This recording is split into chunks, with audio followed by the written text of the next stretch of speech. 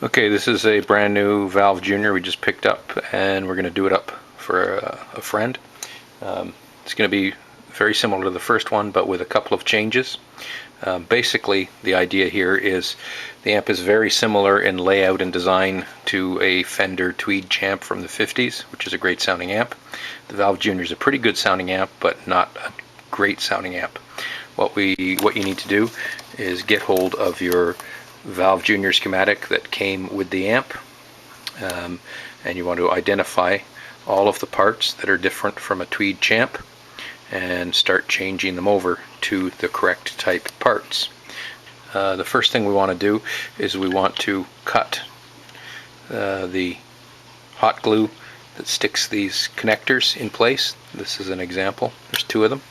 One thing you want to do is you want to start loosening these screws that hold the circuit board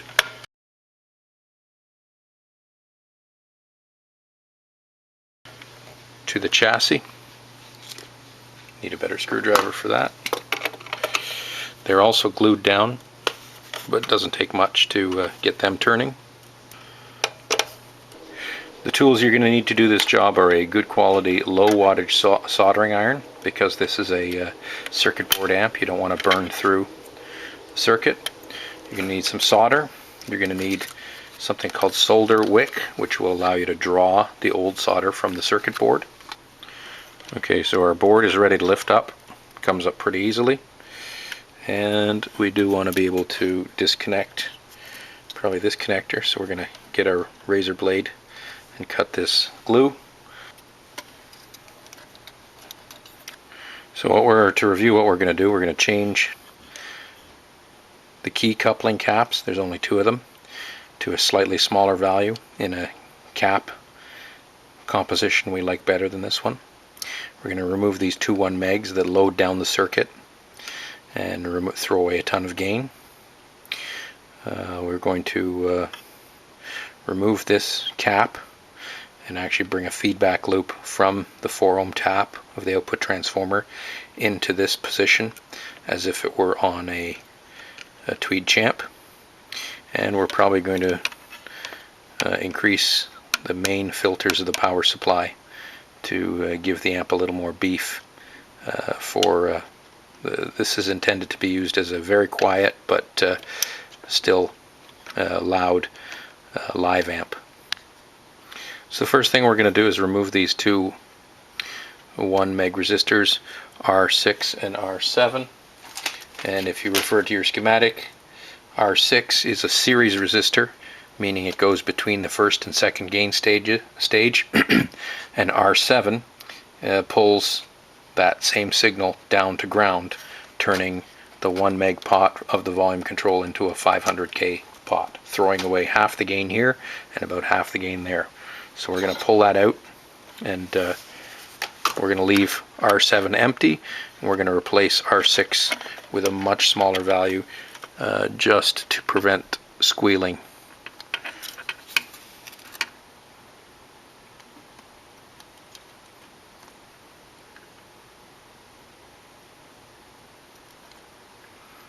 Got a nice pair of surgical type. There we go.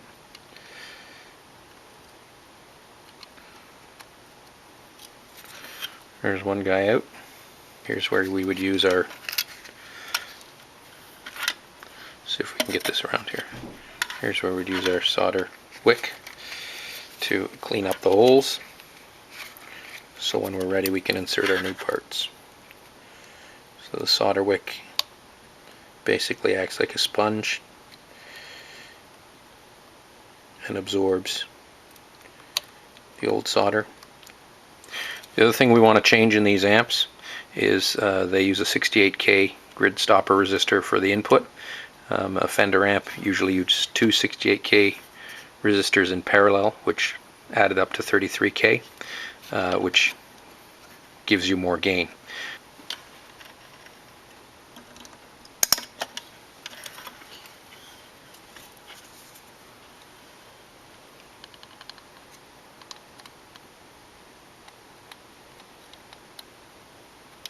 You can see this grid resistor, the way they've done it, it's right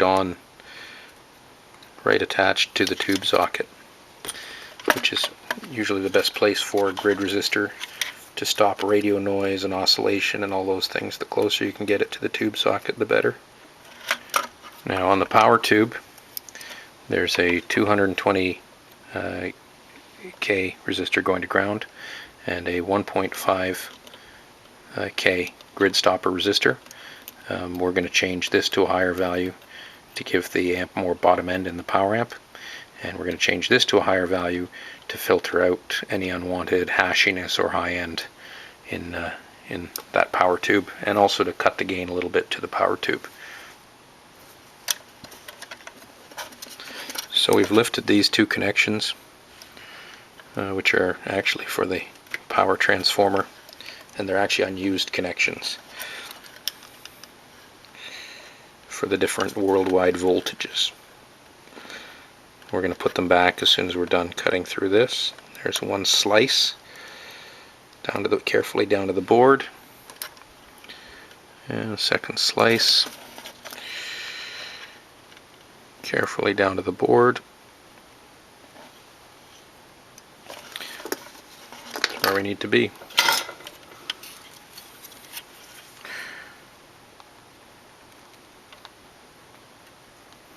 There goes the glue.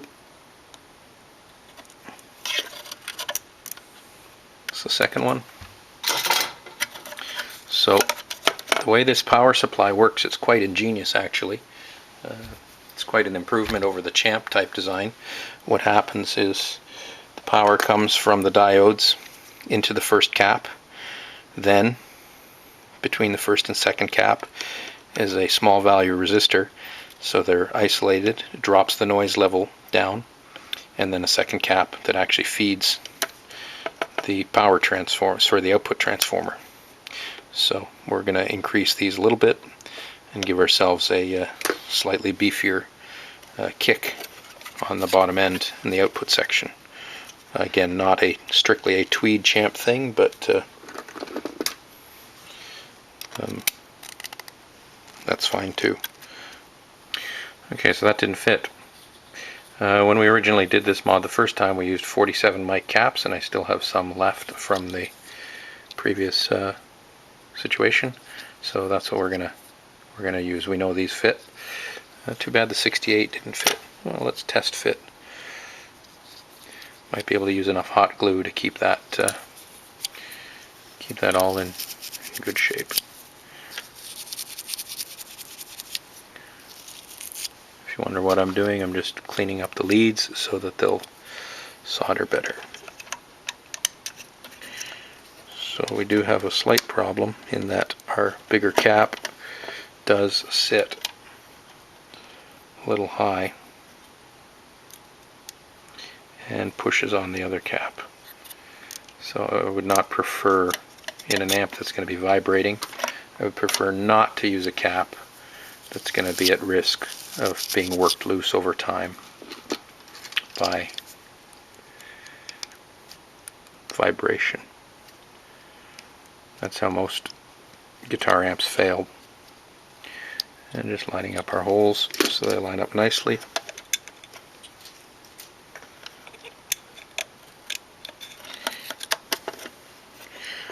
So our caps are seated nicely, and because these guys are so heavy, and I probably don't think I'm going to change them, I'm going to actually bend them over, bend the leads over,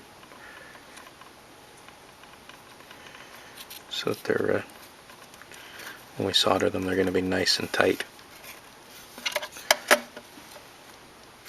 So there's our new caps. Double check the polarity. They're negative to negative, where they should be. Tab on the board.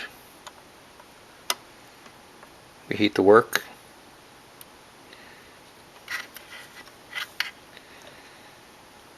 So once there's sufficient heat, the solder will flow to where you want it to. Make a nice bead.